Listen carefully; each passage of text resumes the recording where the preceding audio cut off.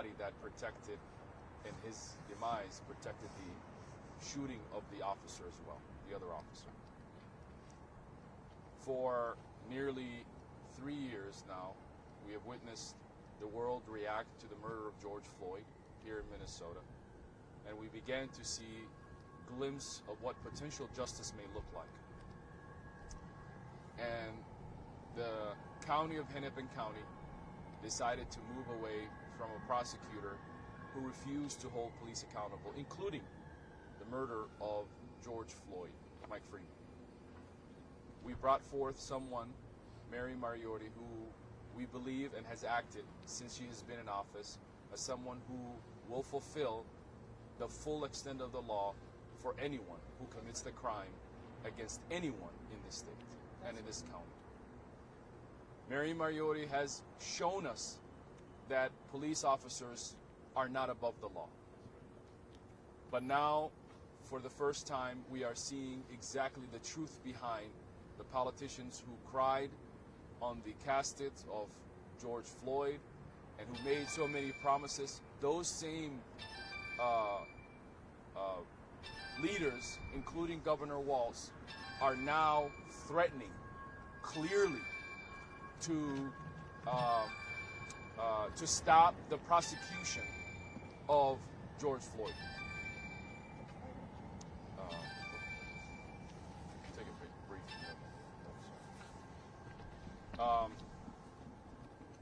Governor Walz is acting right now in an effort to undermine justice in Minnesota. Justice for Ricky Cobb and justice for the stolen lives of many who have never been filmed and who have never seen justice.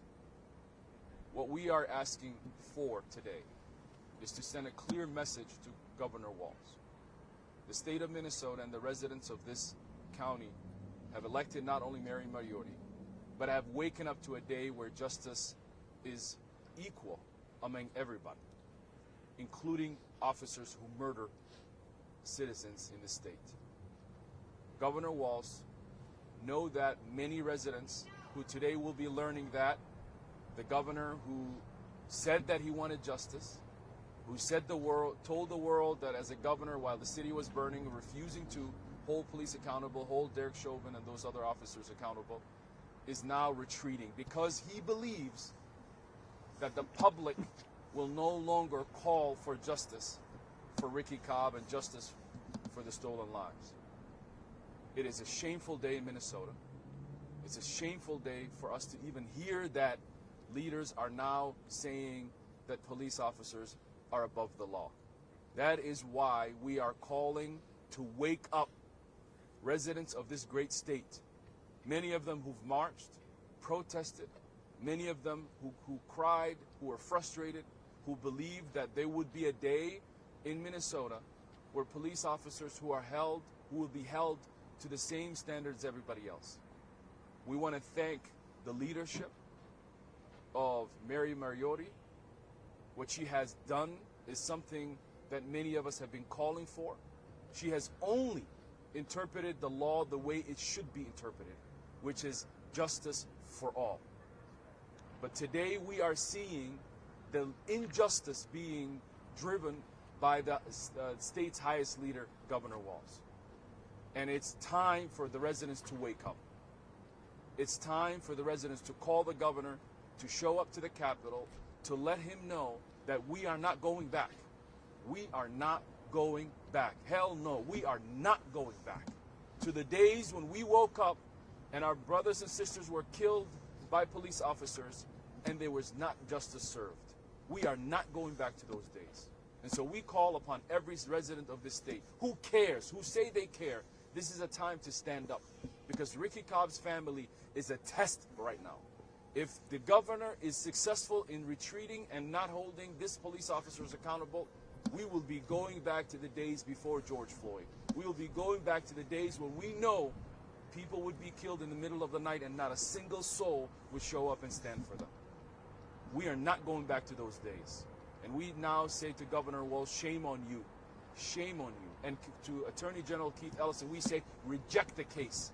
reject the case and keep it in Hennepin County with Mary Moriarty. In fact, you should thank her and be praising her.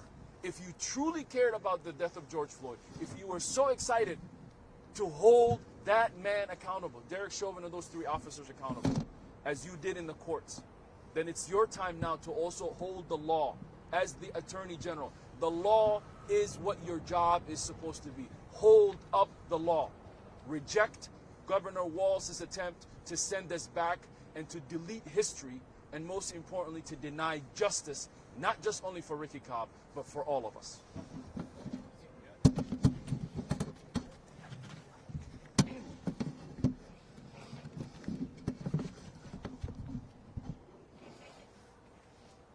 Thank you. Again, my name is Michelle Gross, MICHELLEGROSS, and I'm president of Communities United Against Police Brutality. I want to talk about the investigation that led to these charges. The investigation itself, from day one, we raised great concerns about the level of bias in that investigation by the BCA. Understand that the Bureau of Criminal Apprehension is part of the same public safety department that is also over the state troopers. So we questioned how it is possible that 2 agencies of the same department can investigate each other. This doesn't even make any sense to us. And so from day one, we were concerned about the very biased investigation by the Bureau of Criminal Apprehension. Further, we have witnessed many times that the Bureau of Criminal Apprehension engages in biased investigations when police are involved in a deadly force incident. This is not the first time, and we've seen it again.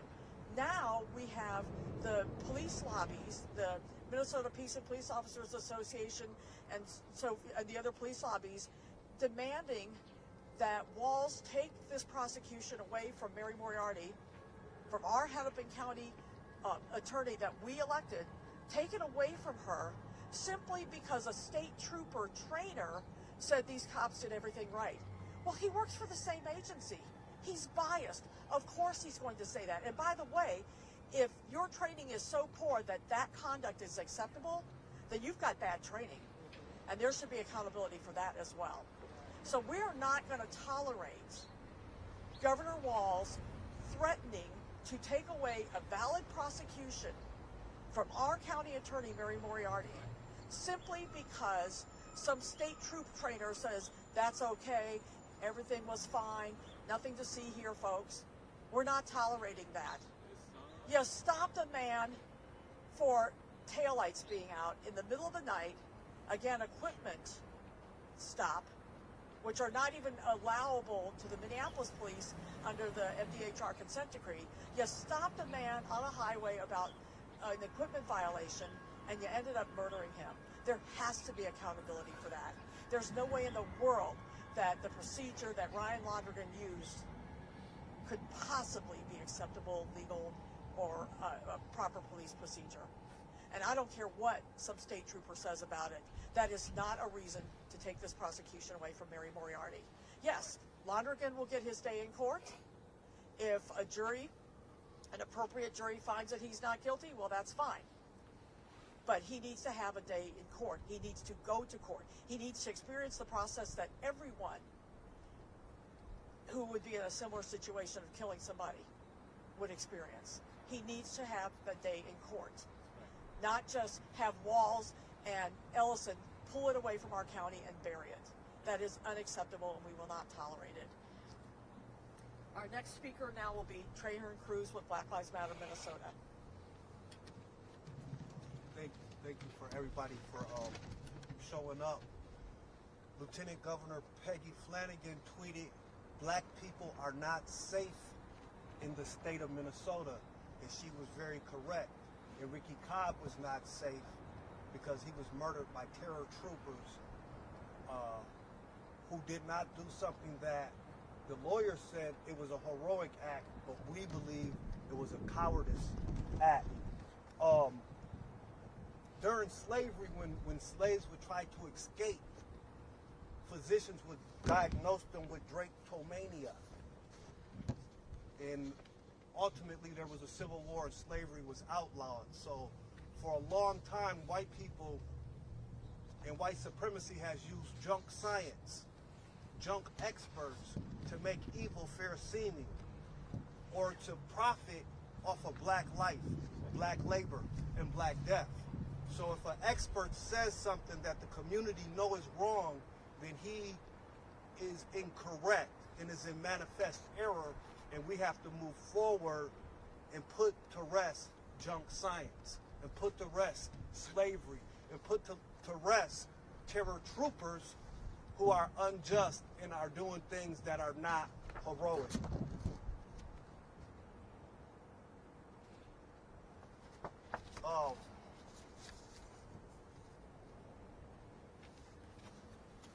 Since Peggy Flanagan and the governor know that black people are not safe in the state of Minnesota, then they need to take actions to keep us safe in the state of Minnesota.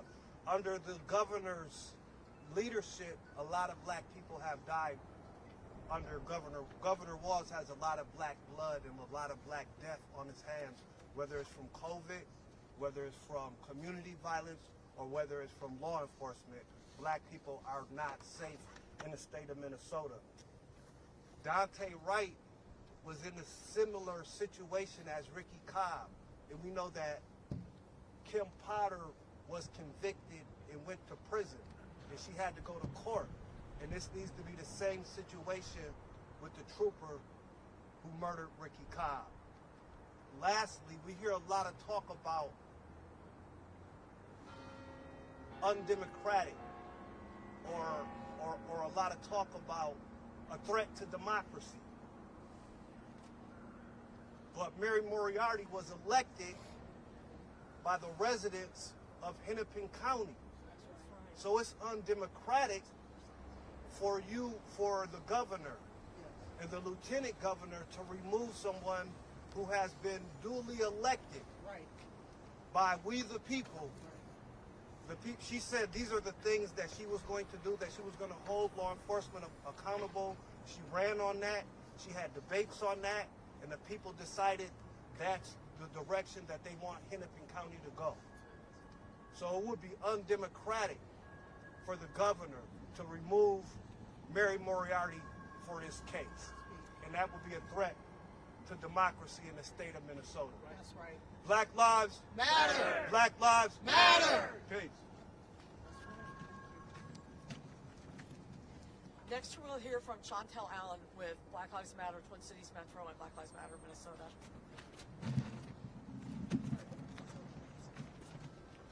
Chantel Allen, CHAUNTYLLALLEN. I'm also the Director of Criminal Justice Policy and Activism for Wayfinder Foundation. And my brothers here kind of stated a few really important facts. We're not going backwards. You know, Black Lives Matter have been doing a lot of work to get to the point where we were at for George Floyd. We had a lot of thousands and thousands of people showed up in the streets to declare that Black lives actually matter in the state of Minnesota, despite what Peggy Flanagan and Tim Walz believe which is reality, right? But Black lives should matter, and they are elected to do so. When we think about like the Ricky Cobb case and we're concerned about the BCA, we should be ultra concerned about the fact that not only are they taking it out of the hands of Mary Moriarty, but they're putting it in the hands of the state to cover a state trooper. This is exactly what we've been fighting for since day one, is to take it out of the hands of the people that are overseeing the agency and put it in the hands of another agency. And so, whereas we're happy that Kim Potter was convicted and had to do time in jail, I do know that Attorney General Keith Ellison pled for her to have a lower sentence. Listen.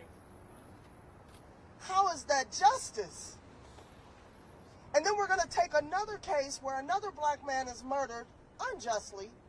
Clearly, the brother was not doing anything wrong. We're going to take that case and we're going to hand it right over to the state agency and say, go ahead and try your own guy. Tell yourself that you're wrong. That's never going to happen. That's never going to happen in the state of Minnesota. And so we are asking all of the constituents, all of the thousands and thousands of people that stood up and said that Black Lives Matter here in the state of Minnesota, to give Governor Walz a call, shoot him an email, let him know that he needs to reject this case and leave it in the hands of Mary Moriarty, who has been elected to do this work. Why do we even have that position if they're just going to pull it out of their hands? That don't even make sense. You might as well just say the Attorney General is the county attorney. But guess what? That won't work according to our Constitution. So now we go back into is this a democracy? Is this even constitutional? You know, we have to really look at the laws. And like Brother Traherne said, you guys were elected to uphold the law. So you've got to look at what the law says and what is right according to the law, and not just what's written, but what was the intention behind the law. Because the intention behind the law is justice. And if you're going to trial your own people, that's just not justice. And so, I'm asking the public to please tune in. Pay attention to what's happening, because they're trying to take us backwards, y'all. Pay attention. I want to point out something that's really important about what Chantel said. A.G. Ellison is responsible for defending the state troopers in court when they get sued. He will be responsible when the family of Ricky Cobb sues the state troopers for his death. He will be responsible for defending them. How is it appropriate for him to be the person that decides whether or not Londregan gets prosecuted? How is that in any way appropriate? So again, another conflict of interest. This case is rife with conflicts of interest, and we cannot tolerate that. And so that's one of the reasons, again, it makes no sense for Walz and Ellison to be involved in a county prosecutor's decision when that decision is correct, and when they have so many conflicts of interest and biases in this whole matter. Next, we'll hear from Jerome. Hello, my name is Jerome Richardson. I'm the former executive director of Minnesota Teen Activists. It's JEROMERICHARDSON. Today I'm standing in the gap of many gaps, obviously, of young people across the state of Minnesota who have been facing the reality that we are here about today, right? And so to talk about this pressing this pressing issue, young people are tired. Young people are sick and tired of being sick and tired. We spent time and time again protesting and walking out and demanding all these various things that we are still seeing occur today. Are you wondering why you haven't seen young people protest and march at the live in the death of Ricky Cobb? It's simply because we are tired. We should not have to be walking out of school, out of losing education. We should not have to be having these emotional expressions because of the grief and the loss of death. We should be able to enjoy our youth and have hopes and dreams, but we consistently have been losing that in the state of Minnesota. From George Floyd in 2020, followed by Dante Wright and Amir Locke, I'm sure you've seen millions and thousands of young people all across the world standing up and fighting back at the death of Black lives. But today here we're talking about Ricky Cobb, and the same energy that young people have been having has been lost. Why has it been lost? Because we are tired. And so what precedent are we setting for the future? We're asking young people to get out to vote. We're giving them opportunities to be at the table. And yet we are taking that back in this present day. And it's so unfortunate that young people are given this motto and given these ideas and given these hopes. And in the end, and in the reality, it's never coming to fruition.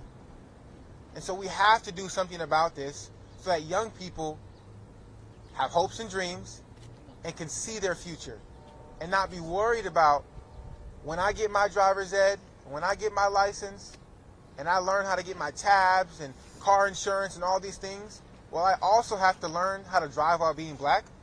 Will I also have to learn how to live as a black human being in this society?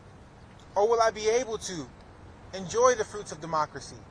Will I be able to enjoy the fruits of my youth and the labor of my youth and the access to education?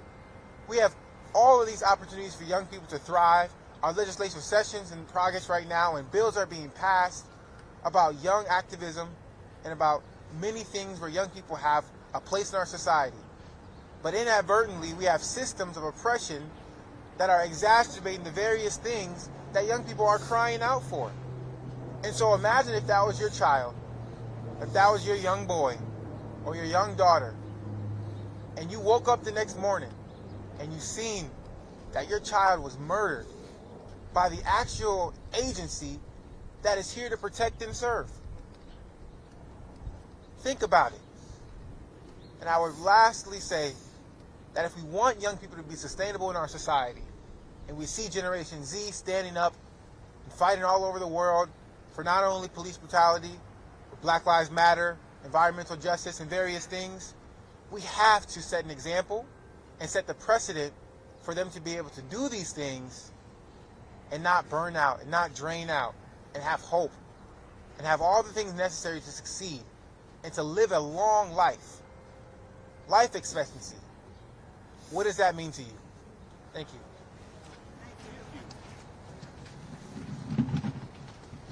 And lastly, we'll hear from Emma Peterson, who is the Director of Policy for Minnesota Justice Coalition. Thank you, Michelle. Again, my name is Emma Peterson. That's EMMAPEDERSON, and I'm here on behalf of the Minnesota Justice Coalition. We would like to first say that we stand here in solidarity with the family of Ricky Cobb II, and that our condolences continue to go out to them. We are also here in support of Mary Moriarty. We want to say first that justice is blind, or so it should be, and that with being a county attorney, what you have to do is that you have to follow the law, and that is what we see Mary Moriarty here doing today, is that she is following the law, looking at the facts of the case, and not pushing a police narrative that we have seen many Hennepin County attorneys do time and time before. From our perspective, this is very much a political decision from Governor Walz and Attorney General Keith Ellison to threaten to take away this case from the Hennepin County attorney here. It's political, and we also see that it seems to be sexist. You know, this is a young county attorney, a liberal county attorney, and that is not lost on us. Female county attorney. On behalf of also the reinvestigation work group, one of the things that we look at is the facts of the case. That is one of the things that we pride ourselves in. And we have two questions. Why did Ryan Londregan take out his gun in the first place and have it pointed in the first place? That is still an unanswered question. He took it out and was pointing it as he opened the door of Ricky Cobb's car. Why did he feel that Ricky Cobb was a threat from the other side of the car as he was even opening that door? He was aware of the other officer's position on the other side of him, and he was potentially putting his other fellow officer in harm's way. Over the past 6 years, we have looked at numerous county attorney reports as the reinvestigation work group, specifically those in Hennepin County, and we have seen numerous times where there has been questionable decisions of former county attorney Mike Freeman to not prosecute officers when there has been seemingly ample evidence to do so. But where was the attention from the executive branch or from the higher ups to look at those cases? We also want to address the narrative around there that the Hennepin County Attorney's Office failed to look and use the use of force experts report. We want to say that a lot of these cases come down to competing experts and use of force experts. And our question is in these cases, in all cases of police deadly force, it comes down to what a reasonable police officer would have done in that situation. That is the standard in our country. It's not about a reasonable person like you and me. It's about a reasonable police officer standard. And our question is, what is a reasonable police officer standard in a country with no national standards on police education or licensing? Lastly, we want to say that if the executive branch continues to interfere with the judicial branch, we will consider legal options against the executive for constitutional claims of violating the separations of power. Thank you. Thank you. All right, so now we'll entertain any questions that people have. Do you have any questions? The bottom line is that this is a political action on the part of the governor and A.G. Ellison in a time when they are coming into an election year, when the Democrats want to look like they're in league with the police, and they're afraid for their electoral politics. This is about electoral politics. It has nothing to do with the merits of this case. Mary Moriarty looked at the investigation. She made an appropriate decision. Ryan Londregan should be subjected to the tender mercies of the court system, as so many other people are. And that's the bottom line. It's ridiculous and outrageous that that Governor Walz and the AG's office would even consider intervening in this case, especially recognizing the conflicts involved and inherent in this whole matter. And so we're not tolerating it. We are standing with Mary Moriarty, and we are standing with the family of Ricky Cobb. Does anybody have any questions? I want to just say something real quick. Sure. Do you all feel just because it's a woman they're going after it like this, or you said something like that, Emily? So I think I answer that, but I would agree that I think that is very much an element. I also do think that it's because Mary Moriarty is progressive. She's looking for ways to not fill up our prisons and jails with young people. She's looking for ways to address past harms. She's doing things that should be done and that should have been done under Freeman, but he never did. And so, this is suddenly, for some reason, a threat to law enforcement, because now their truth is being told. Yes, of course. I think we need to recognize, too, that policing itself is a very male-dominated profession. It continues to be. Nationwide, there's only about 13% of women in the policing profession. And I think that that masculinity kind of culture definitely comes into play here. And the role of policing has always traditionally been very male-focused. And so when you have a county attorney who's female stepping in to try to say to the policing profession, look, the way that you acted is wrong, I think that sexism and those gender roles certainly come into play.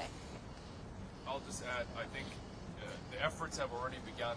Ricky Cobb is just the last case, but we're seeing every time Mary Moriarty stands up for people and against the process of holding the law that is written down by the people and holding it equally, that we're seeing elements of power who support corruption and who support police brutality are the ones aiming to try to paint her at a different light. And we see that, and we are completely aware of that, and we continue to appreciate her work, and the community is completely there. But we are asking today for people to come out, speak up, and let Governor Walz know that in Minnesota we are not going back. We're going forward, and we're going to hold police officers accountable in this state. And if I might add, we know what happened to those officers in Burnsville. We're aware, we're saddened by it, we know that it was wrong, but that was one incident that happened in Burnsville. That does not negate the decades of police brutality and police wrongful deaths of people in this state. And we are going to continue to stand up against police brutality, police violence, especially that violence that ends people's lives. And just saying, well, some cops were killed in Burnsville, that's why you can't prosecute a police officer, is ridiculous. And we are not going to tolerate that. And so, Londregan killed Ricky Cobb II well before the incident. And that incident and Ricky Cobb, and Londregan's situation are not related to each other in any way. Ryan Londregan murdered a man, and we expect a prosecution. And that's our demand. And we are particularly asking people, again, reach out to Walz and tell them to stop making this political, stop making this about your next election, and stand up with the community and not with cops who are trying to ensure that cops are never held accountable. We're not tolerating that any longer. Thank you, everybody, for being here today. We appreciate our media partners for coming out today in this cold weather. We thank you for being here.